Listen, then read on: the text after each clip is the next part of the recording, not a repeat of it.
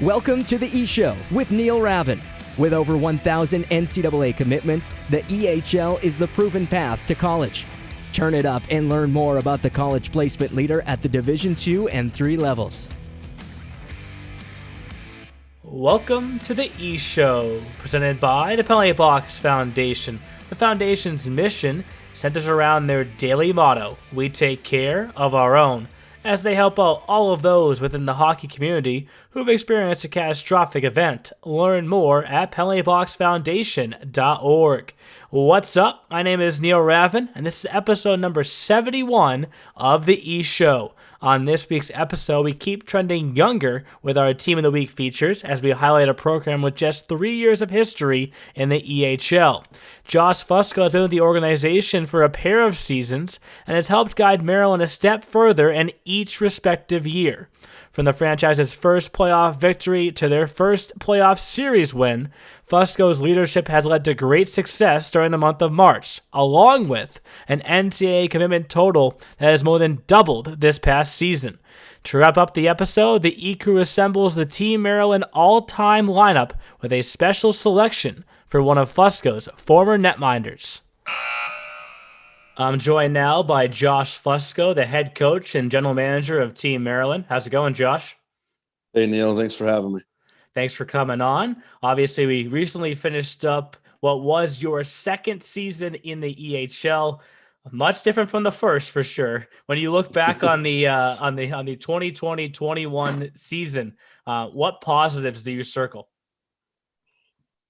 I think the biggest positive for us is we were able to play hockey. Obviously the outcome of the year, stat wise or losing in the playoffs wasn't the end result you always want, but I couldn't be any more happier with being able to have a season, being able to get through it. It definitely wasn't an easy year. And it definitely wasn't an easy start to your second year with your program. You spend your first year really trying to get things on track and really focusing on the building of the program and everything. And then you're essentially starting from the ground up again with a season like it was this year. But, look, we stayed healthy for the most part. We had that one little scare there around Thanksgiving time. And I think that was just like everybody said, at some point in time, it's going to happen. You're going to get it. It's just how you deal with it and how you handle it. But, for the most part, we were healthy and we were able to keep our players safe. We were able to keep our billet families safe. More importantly, ourselves safe, with our staff and myself. It was definitely the positive in my eyes. And I think in a lot of people's eyes. And the positive is it just shows what kind of league we are. Yeah. It shows the type of people that we have a part of this league, these organizations, the coaches that we have here, yourself, Neil, I remember you said from day one, like, we are going to have a season. And, it's easy to say, it's easy to say. And I remember, on some of our coaches' calls and whatnot, it was always, we're going to finish this year. We're going to finish this year. We're going to get through it. And for me, having a leader like you with the league, it kind of made you feel a little bit more comfortable and a little bit more relaxed, for sure. Well, thank you for that. And it's just looking back on your 2 years, they feel like polar opposites, right? Because I think this is the third time I've had you on the podcast, and one of the times in the 2019-20 season, I had you on with Tristan Mock and Evan Green. Yep. And I remember pointing out that year you finished the 2019-20 season, not including playoffs, but your regular season, your last 10 games were at home, Piney Orchard Ice Arena. But then you look back to this past year, you didn't get to play a single regular season game in your own building. Just how challenging was that? That's all I could do is laugh, really. It was a challenge. It was look, like I said, you took the positive as we're going to play hockey. And I think the preparation going into the year was really half the battle to start with. Like, it was just get the guys in town, and you weren't really sure what exactly was going to happen. I mean, really, we were the first team, to be here in the building. I think the NA team came in the week after. So we were kind of like the guinea pigs with the whole process of, checking in and going through the daily routine of that. And really, on top of just not playing home games at Piney, like, we didn't use a locker room all year. Like, the only time we used the locker room was if we were on the road, and that, they were allowed to. I think most of the time we were getting dressed in lobbyways or rinks on the road. We had a couple times where we had to meet a team. Like, we played Apple Core in Jersey, up in North Jersey, and that building, both teams are getting dressed in the lobbyway because it's snowing outside. So you have to laugh. You have to laugh now. Yeah, like, you did, and I'll be honest with you, like, you don't want to do it in front of the players, but there was times where, like, I literally would just break down laughing. Yeah. And that was a testament to our group. Like, these kids, they embraced it. They kind of took that mindset, like I said, from day one, like, okay, this is what we need to do every single day. And then obviously, like, okay, 3 days later, now all of a sudden it changes, right? We have to do this, or we have to do this differently. We have to check in differently now. The process up at Ice World, and that's what a lot of people didn't realize was, yeah, it's a home game on paper, but it would take me about an hour from Piney Orchard to get there. And then we had some guys that lived further west, so it would take some guys an hour and a half, 2 hours to get to a home game.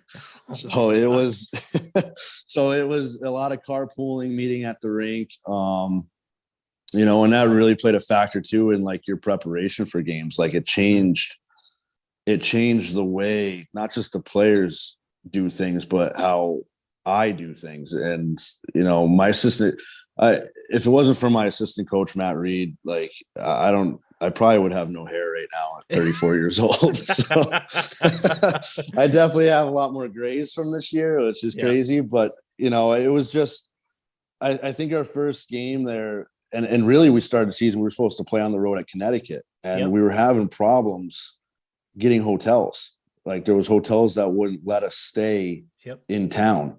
And then our bus company was, like, on the edge with things. So we just ended up postponing those 2 games. But so then we go to our first home game, and it was, like, kind of trial by error.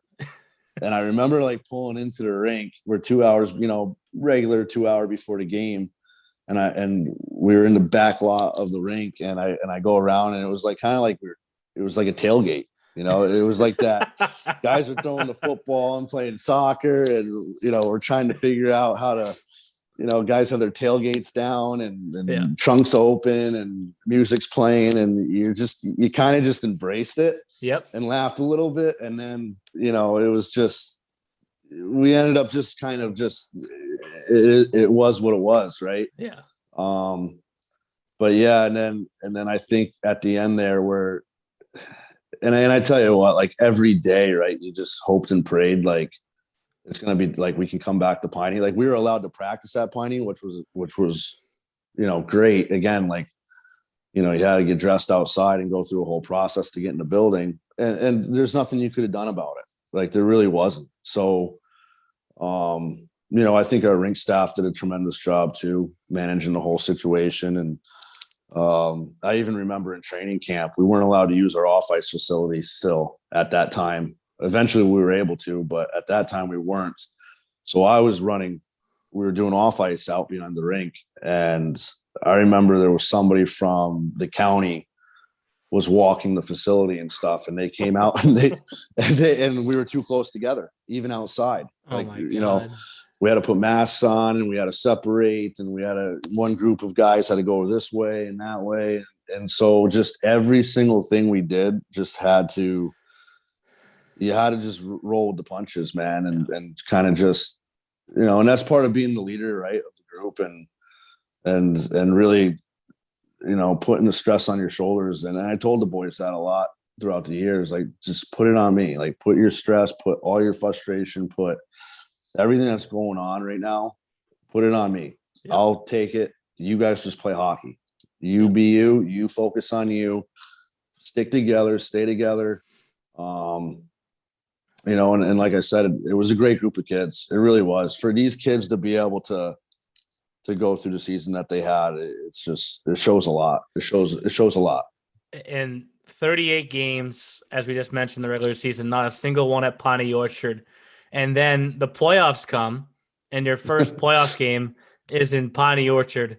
How fast did your players hit the ice, and with what kind of energy did they have in that game?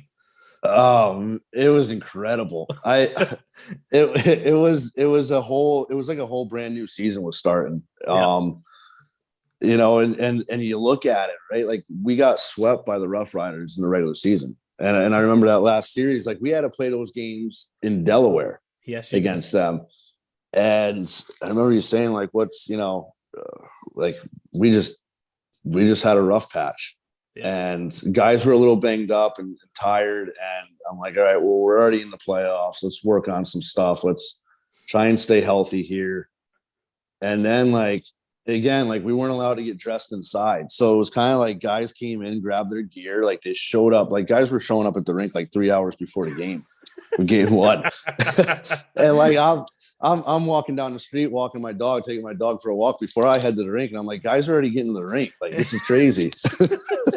Like, so it was just like, you could feel the energy. And then, I walked outside, gave him a little pregame speech. It was like, all right, we're on the ice at whatever time it was for warmups. And I remember they just came through that back door through our facility, and just, you could feel the energy off them. And then walking out there for warmups, like, you could just feel it. Like, these kids are ready to go. Like, this is a new group. And I think that was really like what carried us through that first round.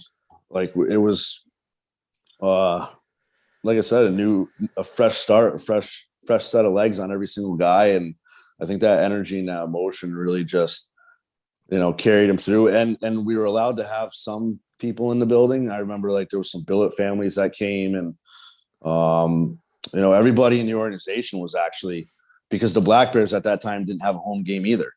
So like, we were really the first team to have a game at Piney Orchard all year. So there was a lot of people just buzzing. Like, it was buzzing. And it was awesome. It was great. Yeah. And I'm sure you remember this. The last time you had played a game in that building was, of course, the playoff loss to the Little Flyers the year before. But what makes it so unique is that day that happened was March 12th, which is the day that I will remember forever, because the season got canceled that day. Now, I know I've asked you this before, but I'm going to kind of phrase it differently. You lose that playoff game, which was in your first season with Team Maryland, but you won a playoff game in that series. And then obviously everything with COVID happens, and then we go through this whole year. When you look back on that Little Flyers playoff series from now 2 years ago, would you have preferred to have won that playoff series but not been able to finish because of the cancellation? Or was there enough closure in that? And then fast forward, you come back to Pawnee Orchard and win a playoff series, the first playoff series win in Team Maryland history. Was this the perfect way it could have played out? Yeah, I think so. I think I can. You hit the nail on the head there. I think it's the perfect way it could have played out. They're going into this year. They're definitely like we lost that series, 2 years ago. So, whatever could have happened. But then with the season being canceled as a whole, you're kind of like, you're almost like you didn't want to play that game now. Right. Like what could have been, or what could have happened, or whatever. And I don't think, even for teams that lost or teams that didn't get to play, there was no closure on last season. Yeah. So this year, to be able to go through everything that we went through, and then win your first playoff series in franchise history is, I think that was, that gave me a little closure, and I think it gave a lot of people closure. I think it gave a lot of the boys that were on the team the year before closure, and just, look, like, we knew what we were going up against with the 87s. But you also, you can look back on the season too, is, you had a couple close games with them, and then you beat them twice in OT, in games that you were originally winning. And you kind of just, you kind of rode that a little bit going into that series, and you knew it was going to be tough. Like you knew that series was going to be tough. It was an uphill battle. And that's really like, it really showed like the type of year that it was.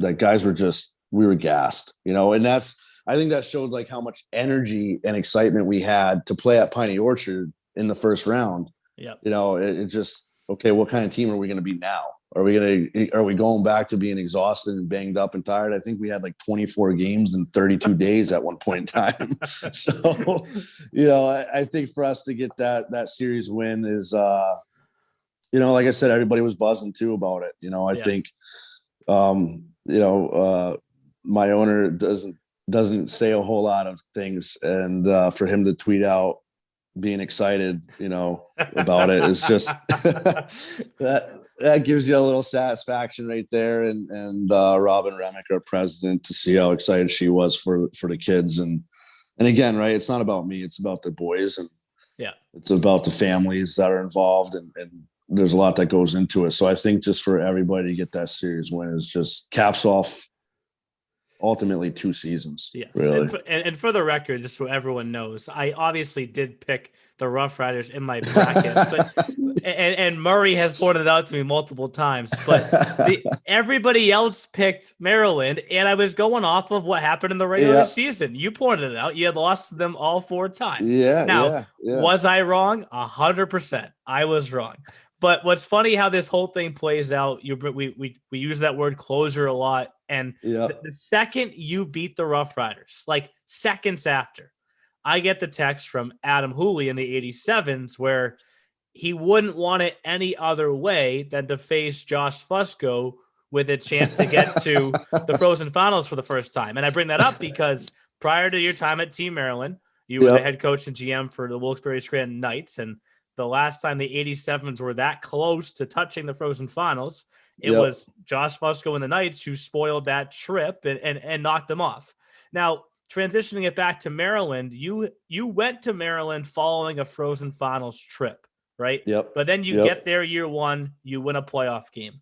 Year 2, you win a playoff series. The NCAA commitments, you go from 2 the first year, you take over, now it's 7. The year after, this past season, there's 11. How do you keep the step-by-step progression going as you continue to raise the bar higher and higher? It's just continuing to do the right things and continuing to stick to, you know, who you are as a coach and as a person. You know, and obviously it was a process coming here and really getting the ball rolling. But, you know, that's a testament to my ownership. You know, I think at the beginning of this season too, like one of the things that I was told was like, I don't care if you win 1 game. If you have guys on this team aging out, like they better go to school, right? Like that's your focus. You know, and really it's the environment that we put these guys in, and I've been able to establish here, you know, they're coming here to be hockey players, and they're coming here to be treated professionally, and I expect them to act professionally and respect the game of hockey, and ultimately that compete level is the important thing. But over the years, being able to develop relationships throughout the NCAA with a lot of coaches and a lot of newer programs, you know, trying to just educate each other has been a major step in the right direction for us, and obviously working closely in those relationships, but more so even like, you know, this year we had a couple guys commit to Midwest teams, Midwest schools. So just really trying to open the door to every possible angle has been my number one goal, and really trying to put the brand out there, the Team Maryland brand out there, put the league out there. I think a majority of the time I more so talk about the league than I do, you know, my own program. So, you know, and that's, you know, that's the brand, and that's why, you know, this league is as good as it is. And I'll be honest with you, Neil, like look, we're competitors and we like to say it's all us or it's all me, doing the work. But like I said, it's the league brand, but it's also other coaches throughout the league. Like, you know, colleges, they talk to everybody and they want to gain as much information as possible. And I've had guys that have come from other teams or, spent time with other teams or other coaches. And, there's that comfortability of, give so-and-so a call, or here's so-and-so's number, reach out to him and ask him, questions and stuff, or, those second opinions sometimes is really what seals the deal for kids. And I think another feather in the cap too, for some of these kids here is obviously they might have in their mindset on one thing, one school, or they want to go to this list of 5 schools or whatever it may be. And it's really that educational part, right? Yep. The financials play a factor in it for families. Environment plays a factor. I like to say, you're going someplace to be there for 4 years.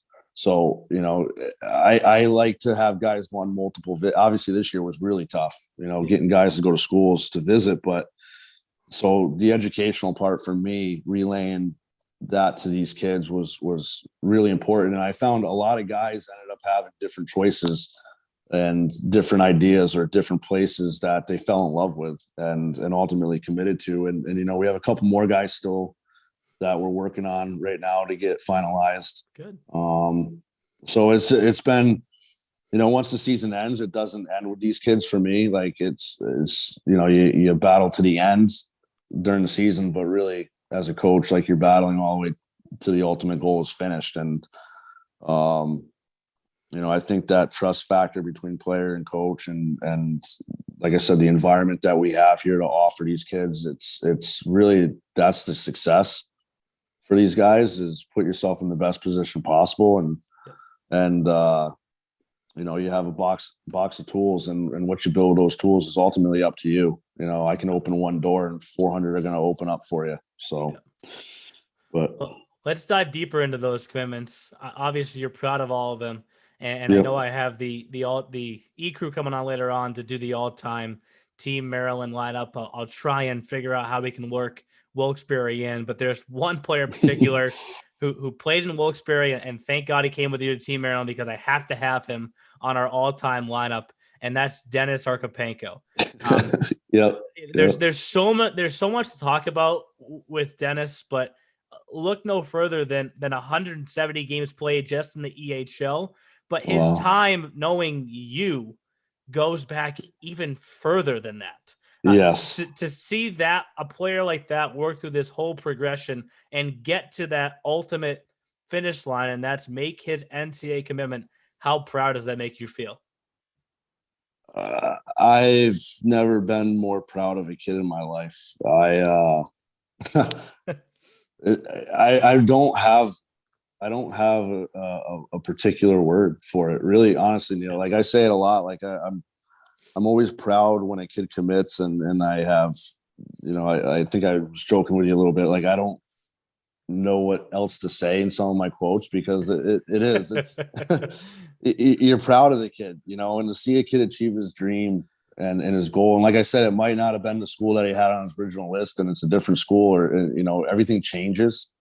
And, for them to make that final decision, and, the look of joy on their face and how excited they are. And, they always Instagram and tweet it out and everything else. There's always that satisfaction. But for Dennis, I tell you what, it was one of those ones where I was able to just sit back and finally smile and, and be speechless, really. I've known Dennis for 7 years. My first job in Wilkes-Barre, and actually what people don't realize either is Joseph Donahue and Rory Gresham were on that team. It was a 16U American team. And throughout the years, another kid, Josh Edwards and Rhett Paget were on that team with those boys. They played with me and spent time in the EHL, committed to schools. And then you had, Rory went a different direction for a little bit after youth, and then followed me down here to Maryland as soon as they found out I was coming here. Donahue, same thing, went and played midget elsewhere. And then, started his junior career with me here in Maryland and then finished, this season. But then you had Dennis who, to see what a kid goes through in his personal life, being from the Ukraine and being away from his family for so long and what they go through over there. And then obviously this year with COVID, and then his time in Wilkes-Barre, that he's such a loyal player. He's such a loyal kid. And he had his times at the higher levels. He got opportunities with the Knights NA team, and then down here with the Black Bears, he got a couple games in.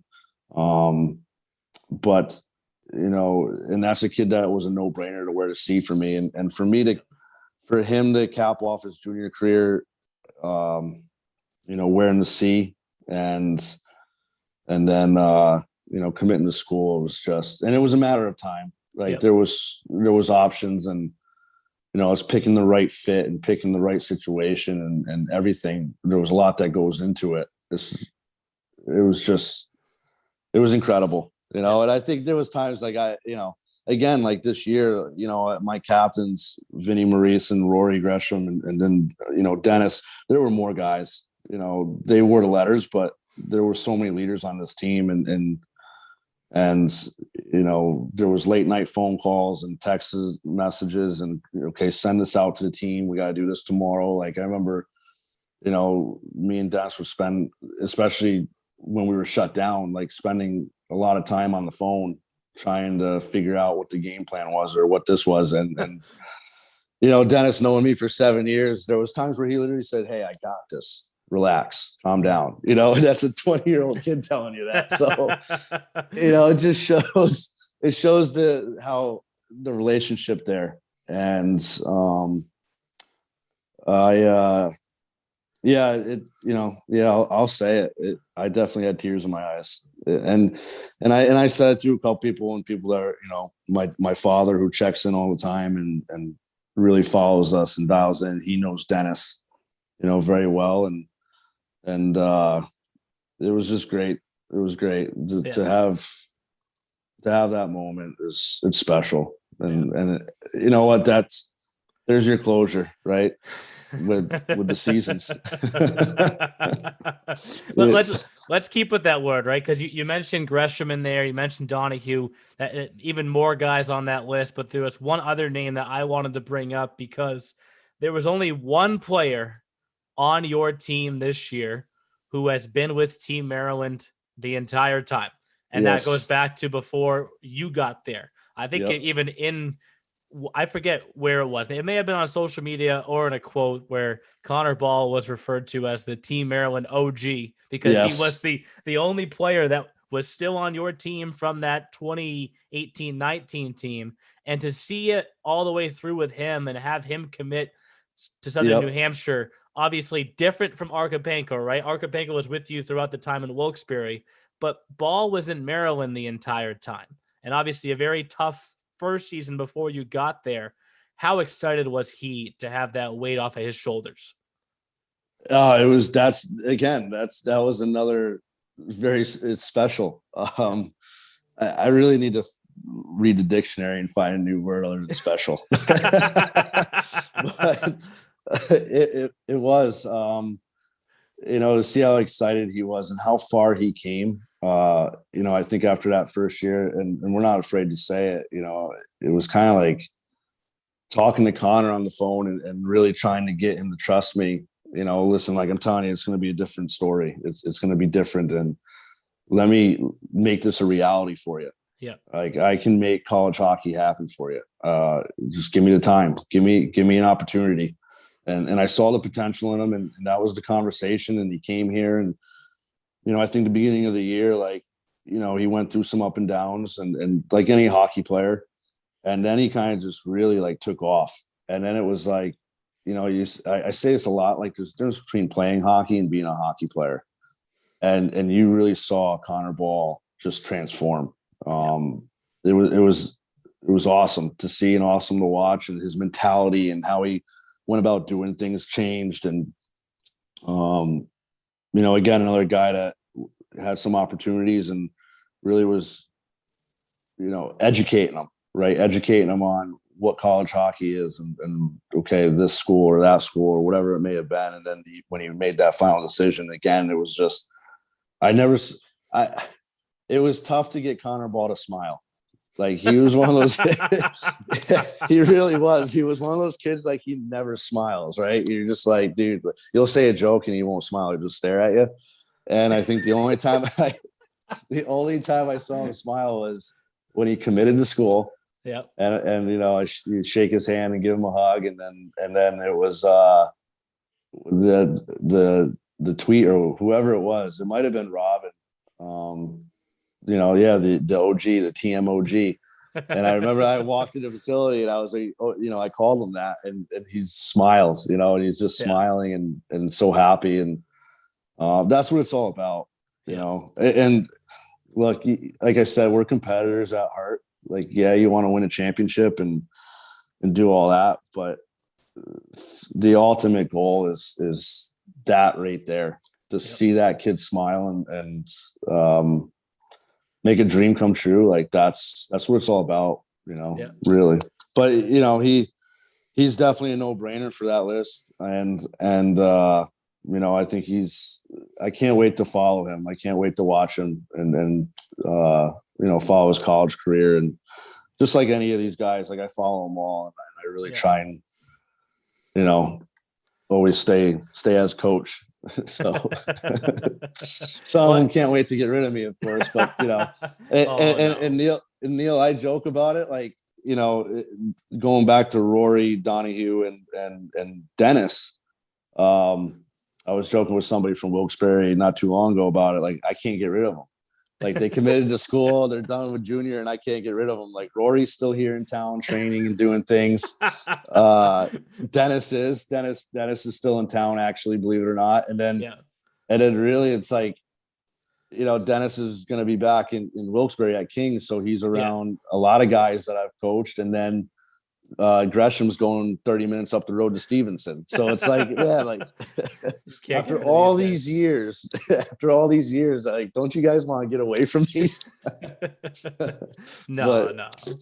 So, well, I appreciate you coming back on the podcast. As I mentioned throughout, in your short time there, it's been a progression each and every year. And I know that there's been no Frozen Finals trip yet, but you had that previous trip with the Knights. So if I had to predict anything, there's a Frozen Finals trip in the near future for Team Maryland. So I hope that you have a chance to enjoy a little bit of the off season, decompress, and get ready for the start of next season. Absolutely. Thanks for having me, Neil. I appreciate it. Thanks again to Josh Fusco for coming on the podcast this week. We mentioned it throughout that interview. In a very short time there with Team Maryland, a very steady progression from one playoff win the first year to a playoff series victory in this past year, his second year. And as I mentioned at the end, you have to feel like a Frozen Finals appearance is coming for them at some time here in the near future. But with that, let's bring in the E crew. And guys, I know at the end of last week's episode, I kind of hinted out I wanted to do a combination Wilkes-Barre, Team Maryland type Fusco lineup, but I think we'll have one Wilkes-Barre player and then the rest will be Team Maryland, because I really want to emphasize what Josh has done. And really, it's a very short sample size of what he's done with Team Maryland.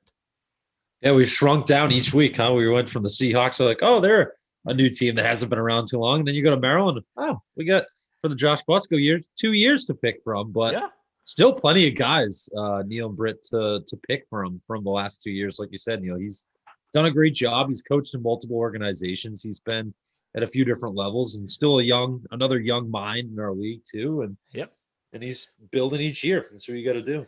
And I didn't even know how old he was until he dropped it in the interview. He's 34. Wait, how old is he actually? He's 34.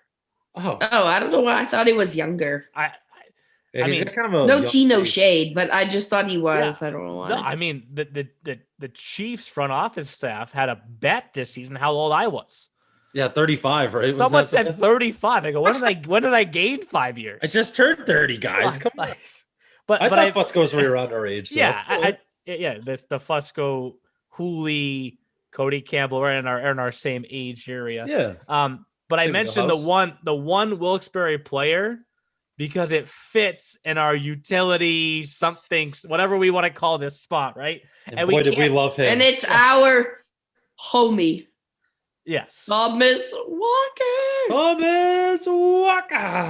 Of course, we it's not a shot at Tom, but we became no, not at all, fan favorites of Tom when Wilkes-Barre made the Frozen Finals back in the 2018-19 season.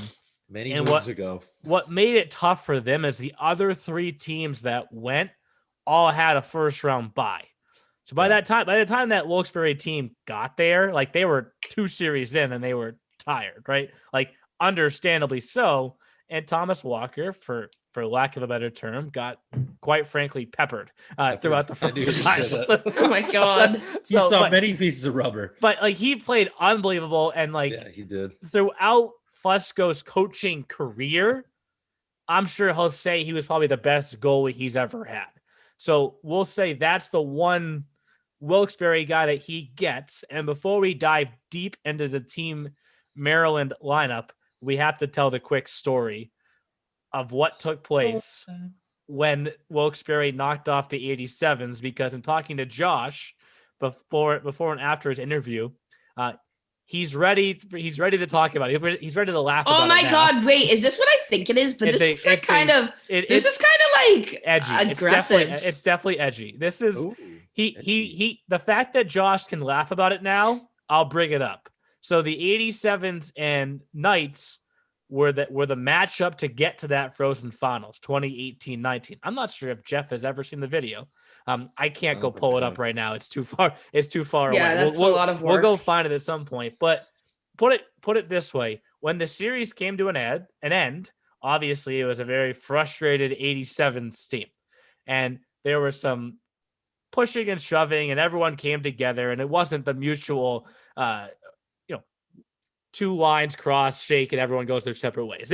There were some words, and this and that. There were a few broken sticks, and long story short, you can actually hear one of the broken sticks take place when it goes over the bench, like snap over the bench, like 2 pieces snap, and off the screen comes Jack Lane, and it just happened that like when you're on skates, as opposed to being off skates, it goes without saying that you can move it at a different speed. And Josh Fusco was not on skates. He was just happened to be in between Jack Lane and where Jack Lane was trying to go and skated like right into him. But the best part about it that Josh still laughs about is like Fusco kept his feet, right?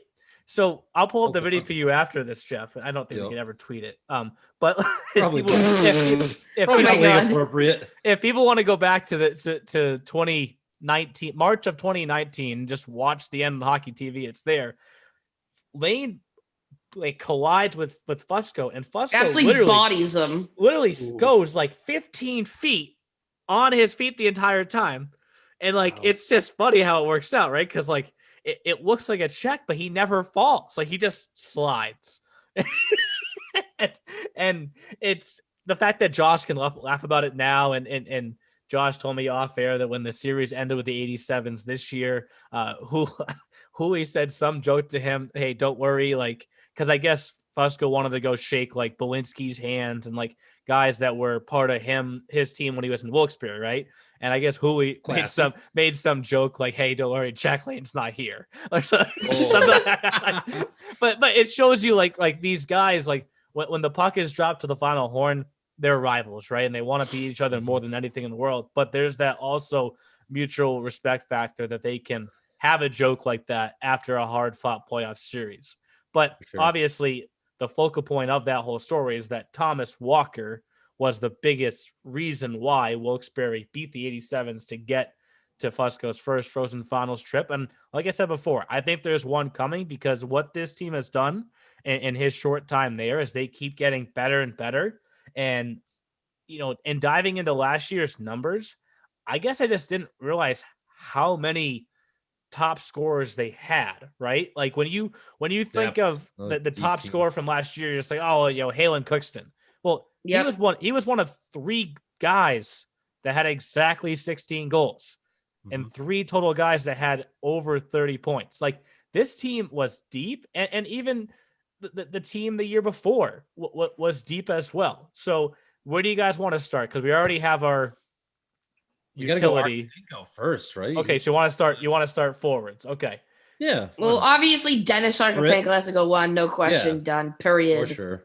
And we spent a lot of time in my interview with Josh talking about Dennis and the lengthy history that he has with Fusco, dating all the way back to the Wilkes-Barre days, but obviously the far and away by 11 games game leader in league history.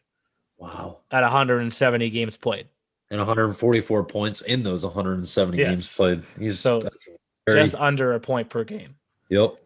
I gotta make sure I spell this one correctly. Oh yeah, I think it's ARKYPHENKO. Yes. There we go. I did not cheat. I did not look at Neil's screen. The second name that we talked about in the interview, kind of totally different from Dennis, is Connor Ball. And I want to bring him up because, as I mentioned in the interview, he was the only player from the pre-Fusco season that stuck around, that played the 2019-20 and 2020-21 seasons. And, Josh and I joked, I forget where I saw it on social media, but he was referred to as the Team Maryland OG. So we have to have the OG. He is a Team Maryland OG, 100%. On the roster. So original gangster Connor Ball. Yes, we got Arkapenko, we got Ball. I mentioned I have one who's probably one of my Okay, yeah, I do. Yeah, he's chill. He was a Brits commit, so he was a Brits commit. I love that kid. He's a great kid. Well, that wasn't who I was gonna go with, though. Well, we have to say his name. His name is Halen Cookston. No big deal, but that's gonna be a fun thing about building these rosters. Is all these guys that went on Brits commits that ended up blowing up like right after. That was a common theme this year, Britt. Guys were going. It was take off for a couple of weeks in the good way. He was probably my favorite. Come on, who's my favorite Team Maryland TMD for life? I know. Can I guess? Like forward ever? Can I guess? Yeah, you can guess. Was it Tristan Mock? Yeah, absolutely. Yeah. Woo! Here's another good one up there with Arkapenko for points. Dude, that kid is so funny. It's actually stupid. I love him. Great kid. He was very good. Part of the Maryland squad that went to Becker, RIP. So we'll see where he ends up. I thought I saw a graphic that he committed. Did he go somewhere else? I didn't. I saw that Evan. I saw that somebody on the D list that I have is going somewhere else. He's going to act. We'll get there when we get there. But I thought I saw. I thought I saw Mock was going to Westfield State, but Mock was part of the. Maybe. Wait, where did you see that? On Instagram. On whose Instagram? Because it's not his. It was posted, I think, by Westfield State. But Mock was part of the All-Star team, the 2019-20 team that went 1-1-1 against the three college teams, right? And Mock pulls me aside after the Salem State victory and goes, I forget what he said exactly, but he's like, what do you think if we just kind of scrap the league games for the next 2 weeks and see what we can do with this team? Oh I go, what do you mean? Funny. He's like, let's keep this team together and like we're just gonna challenge every NA and USHL. I go, hold on a second. Wow. Like he goes, well, maybe just NA. I go, but what if like the only NA team that says they'll play us is like in Texas? All right, we're going to Texas then. I was like, that's so Tristan. Tristan, do you have the money to travel for all of us to do this? I was like, facilities. I think Fusco wants you back in Maryland, and then we can resume the regular season. But, obviously, I had him on my list too. I think he was the leading scorer for them that season. Had to be. Yeah, he'll tell you who he was too. Dude, look at his stat line too. He had 59 points, 6 power play goals, 13 power play assists, 5 shorthanded goals, 2 shorthanded assists, 65 PIMs, and 2 game winners. That's a full stat line. That's a little bit of everything. Little Brad Marchand like with the shorty and power play points. Shout out to my boys. I did not see what you're talking about, but I just asked because I'm curious. Well, I just asked him, so it's fine. So we got Dennis Arkapenko, Connor Ball, Halen Cookston, Tristan Mock so far, and then damn good 4-4. What about if we have a Wilkes-Barre version? No, like it's Wilkes-Barre that went to Maryland. Oh. Johnny Jackson? Cody Rumsey. I don't know. Oh, Cody Rumsey. Yes, I would go Rumsey. I want to say that Rumsey's game, his total game count is not far behind Arkapenko. Good old Dennis. As I can't find my screen. Let's see, over under. Cody Rumsey. So he played 42 games in the 1920 season. 146. Yes, he's tied for 6th all time. Sheesh. Nope, I'm opening FaceTime by accident.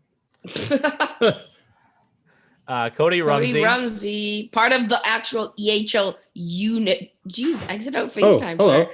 He's part of the absolute unit at Franklin Pierce. Like him and every other freshman from the EHL is on Franklin Pierce. It's kind of great. Pierce, Ridge, New Hampshire. Go Ravens.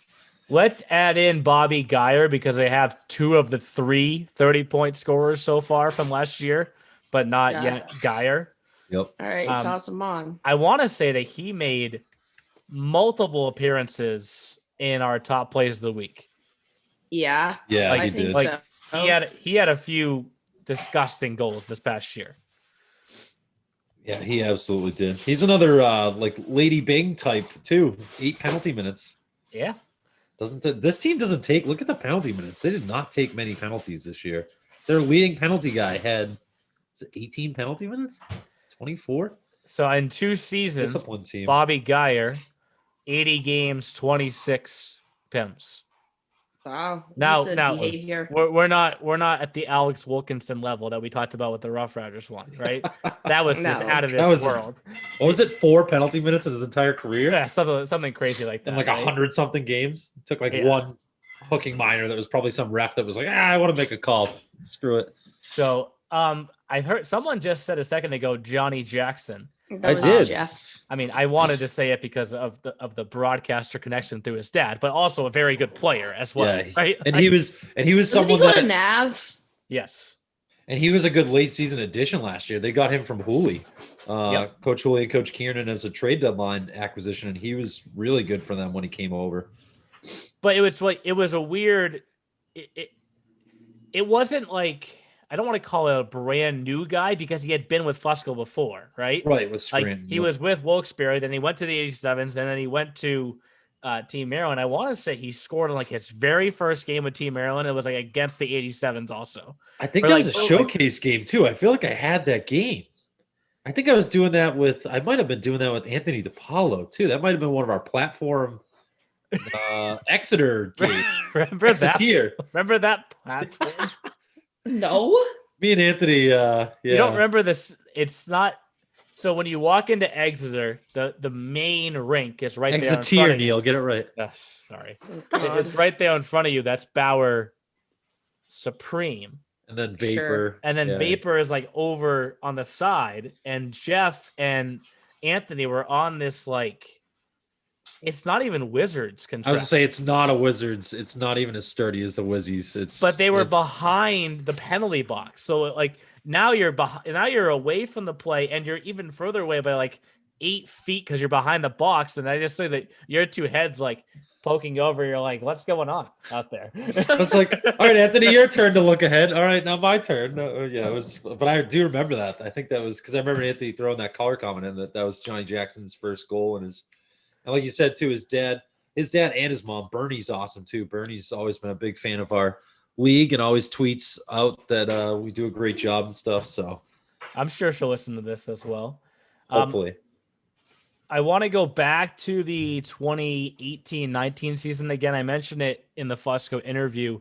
The NCAA commitment totals for Team Maryland over the years, 2, then 7, then 11 so far from this past season. One of those 2 the first year, which I know was a tough year for Team Maryland, was Conor Redden. And he almost had a chance to, I think, get traded. I remember that this may have been the season 2018-19 where the trade deadline kept me up until like 2 a.m. Oh boy. Or maybe it was 1920. There was one year where it was a really active trade deadline. That's called real. Neil, I got another trade. Jesus. Well, because keep in mind, it goes based off of the Mountain Standard Time, right? Which is where the USA Hockey office is in Colorado. So where we will shortly be. Yeah. So 2 a.m. our time is midnight there, and midnight is the time, right? So there was this one trade deadline night where I kept getting texts. Are you still up? Yeah, I'm still up. Well, here's another trade. Okay. You saw it? What have you said? No. All right. I guess I'll forget the trade. I'll throw it out. Like, could you imagine? Are you still awake? No. Then how did you respond to me? You cost me a player. But he was Conor serious Redden question. He's not related to Wade Redden, right? No. The old NHL defenseman. I do not believe so. But he was in that year was their first season, and it was tough, and they went through some ups and downs. I don't remember their win total that year, but he had 21 points in 33 games, right? And we've talked about it before. That was the first season of North Carolina, right? And what Devin Phillips did for that team.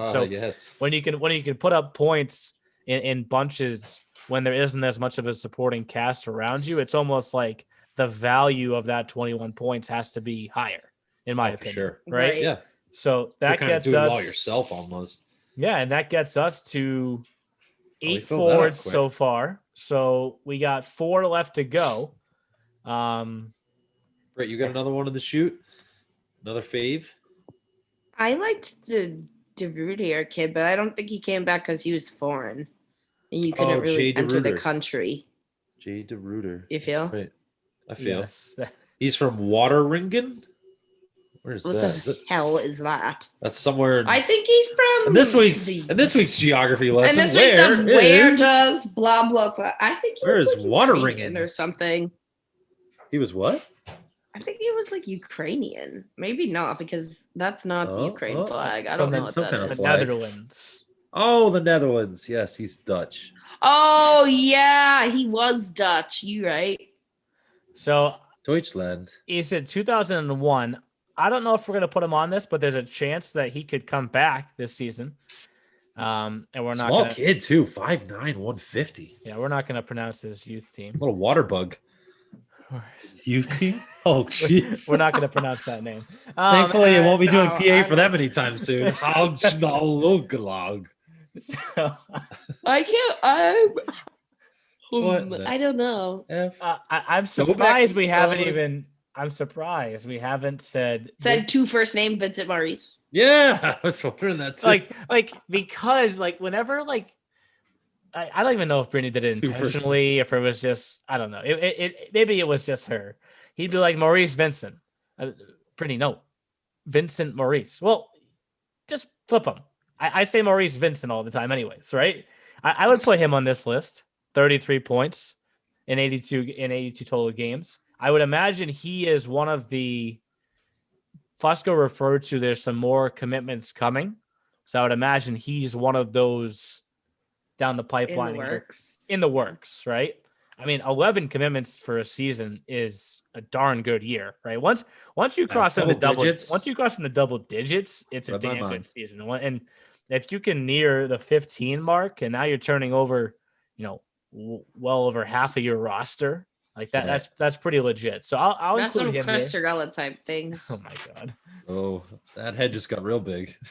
He's gonna listen to that this week. I told him we're waiting on his. I said we're going to do the Avalanche, just not yet. Just give it time. Just keep swimming, Chris. Just keep swimming, buddy. Keep CrossFitting. He does do CrossFit. Yeah. I know. We all saw that Facebook announcement. I got some real good comments on it. I don't know what you're talking about. So we're down now to the final 3 forwards. And I was starting to lean towards Jackson Dobek. And this is another. Brittany spoke to this earlier. The Franklin Pierce, what did you call it? A unit?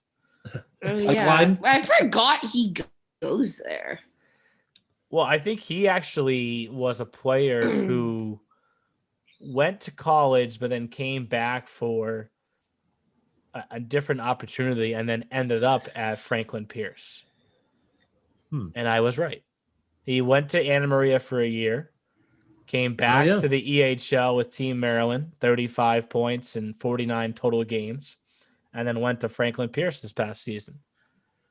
So maybe next summer, the teams of the week are all of the NCAA teams.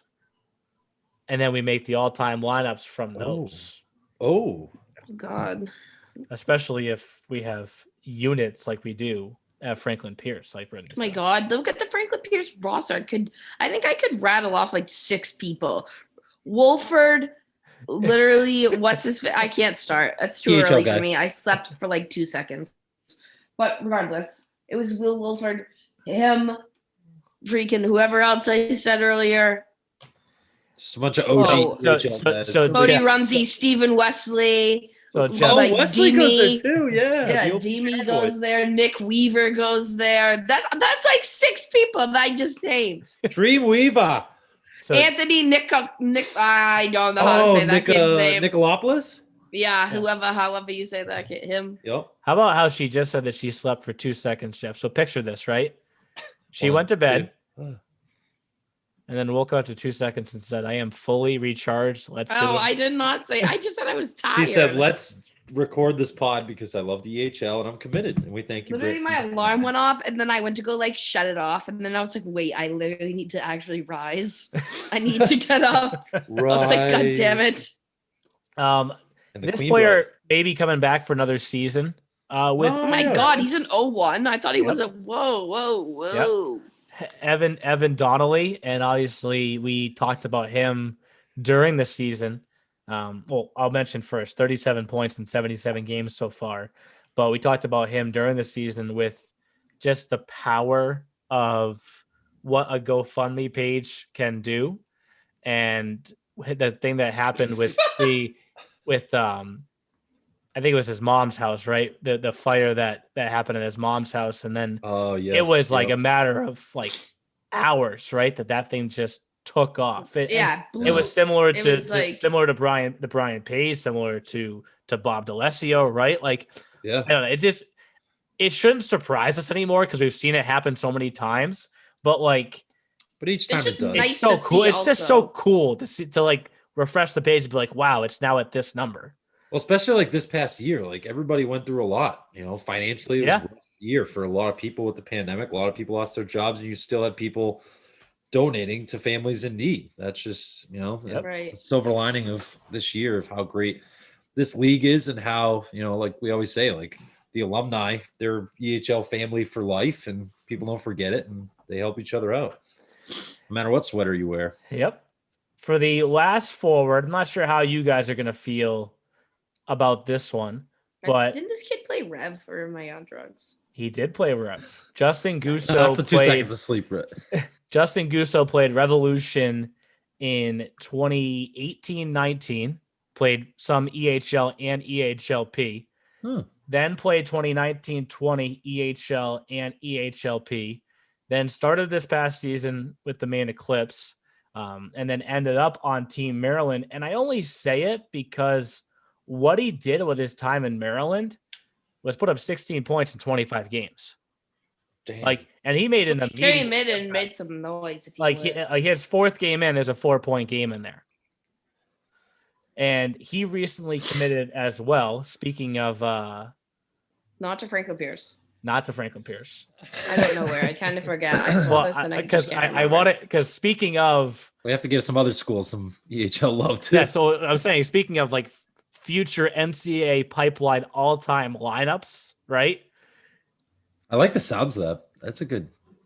My God! All Walpole Express. That's a full the whole Walpole Express. So what's funny is if we ever did a Gustavus Adolphus all-time lineup, what a name! Justin would make us make Cody Campbell the assistant coach, even though he has nothing to do with Gustavus Adolphus, right? Just all the players that have gone from Walpole to Gustavus. Yep. But if you guys are okay with it, 16 points in 25 games, immediate impact. I want to put Gusso here. It has a lot to do with like just a tough track to get to this point, right? And I remember the phone calls with him when everything went down with Maine this past year, and I had the crazy text from him just thanking me for getting him through the season, because I guess we'll never be able to put ourselves in the shoes of an age out from this past year and fully understand what they went through. You know what I mean? Yeah.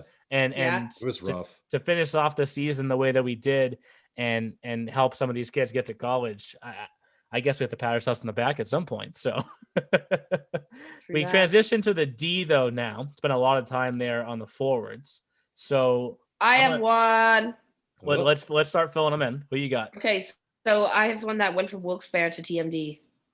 And I love this kid. He's oh my god. Evan Green, can't say enough good things about him. Yep. He went to Becker, but now he's making a triumphant return back to the Wilkes-Barre.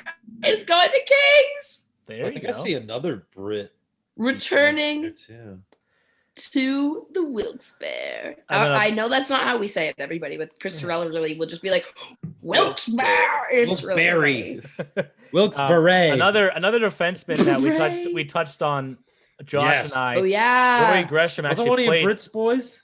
No, not yet. We could do that one though. We could do a Brits Commits with Rory Gresham. He actually played. Where's he going again? Sorry. Stevenson. I can't. Oh my God. Stevenson. So he's another one Mustangs. Of those. That's another one of the 700 EHL kids go to Stevenson. Thank God. He was a good player though, real good. And played youth. I want to say on the 16 team. I forget what Josh mentioned, but played youth for Fusco back in Wilkes-Barre.